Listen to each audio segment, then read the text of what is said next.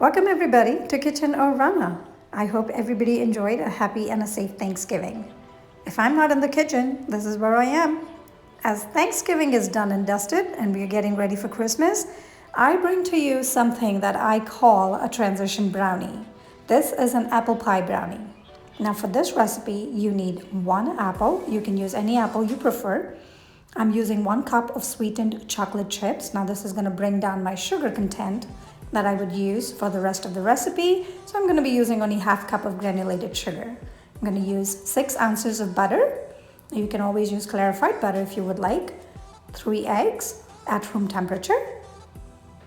I'm going to use ½ cup of oats flour. Did I mention that these brownies are actually gluten-free?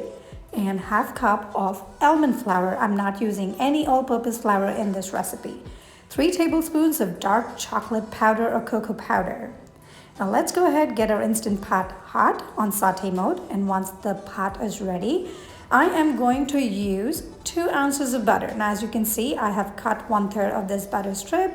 I'm going to use 2 ounces of butter, and this is where I make my apple pie filling. Once my butter starts melting, I'm going to go ahead and add 1/4 cup of sugar. 1/4 cup is half of what I'm going to be using in the total recipe. Start giving it a good stir and a mix, and once your butter and your sugar start melting, you will start seeing that your sugar starts caramelizing. You should have a good, nice golden brown color.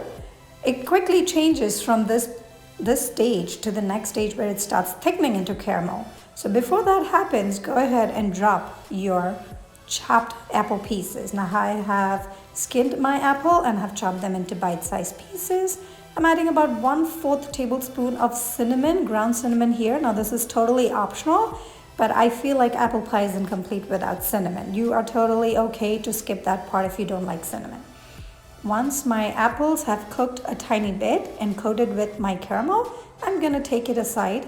And you can either use the same Instant Pot, just rinse it out, or you can use another one if you have. Now I have added some water in my Instant Pot, and I'm going to be using my double broiler method here to get my chocolate chips melted. Now I am going to be boiling my water in my Instant Pot on saute mode, and the steam that comes out of that water is going to heat up this glass bowl that I have my chocolate chips in. I'm going to start using a whisk. You can use a spatula, whatever works the best for you. And once your chocolate chips start melting, go ahead and add your butter. The rest of the butter, which is roughly about 4 ounces of butter. This is hard work. And guys, we have to work a little hard to earn our brownies. And roughly about 3 to 4 minutes of stirring, you will see that your chocolate chips and your butter is starting to melt. Once that starts happening, go ahead and take your container off the Instant Pot. You can turn your Instant Pot off right now. And the rest of the heat in the bowl will be enough to melt any chunks of chocolate pieces of butter that is left.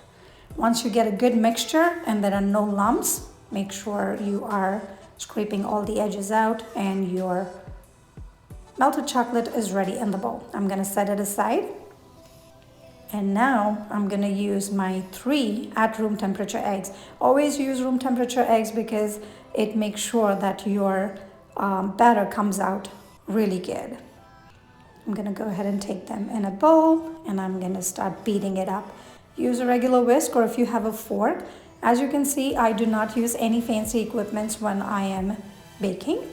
And once my eggs are beaten up good, I have to first make sure that my melted chocolate is not too hot. I don't want my eggs to cook in my chocolate chip mix. So I'm going to make sure it's cold, good at room temperature.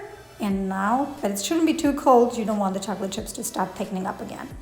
Go ahead and add your eggs into your chocolate and give it a good whisk. Once everything comes together and it's all blended, you're going to, now from here on, it's all about adding your ingredients. Make sure it's all well together. I'm gonna add 1 cup of both flours mixed together. So ½ cup of oats and ½ cup of almond flour.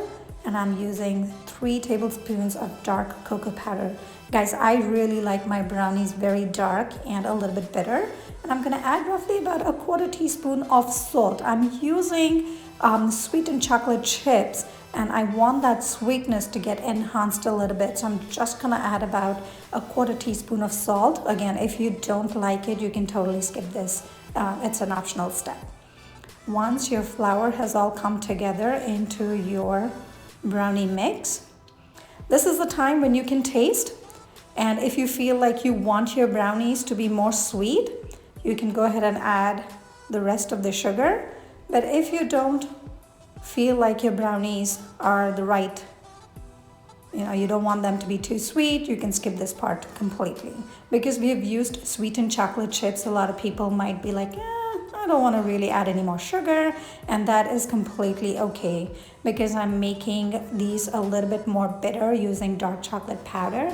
I thought adding that 1/4 cup of sugar would come handy. I'm using plain granulated sugar, so I'm gonna go ahead and give it a good mix so that my sugar blends in.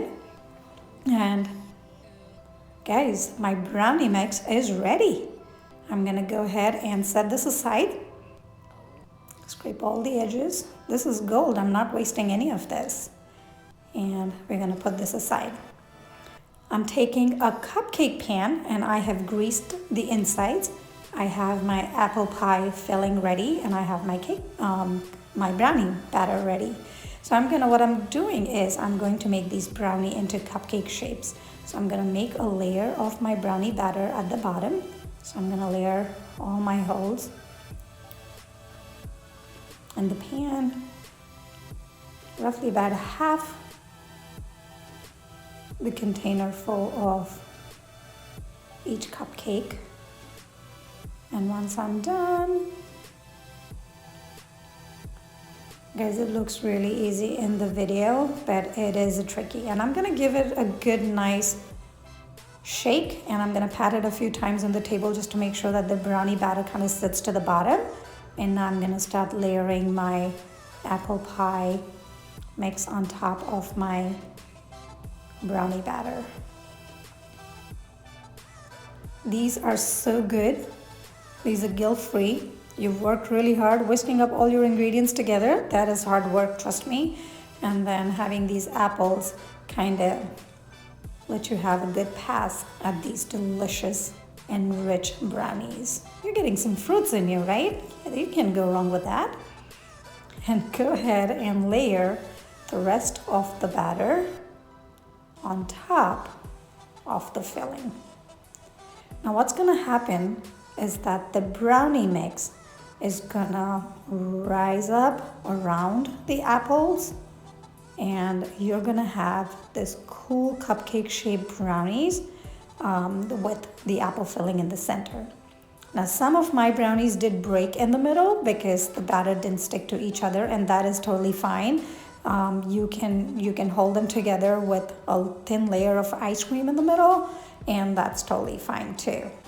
Once all my cupcake containers are filled with my brownie batter, I'm gonna bake them at 350 Fahrenheit for roughly about 15 to 17 minutes, depending on your oven. And once they're at room temperature, flip them out.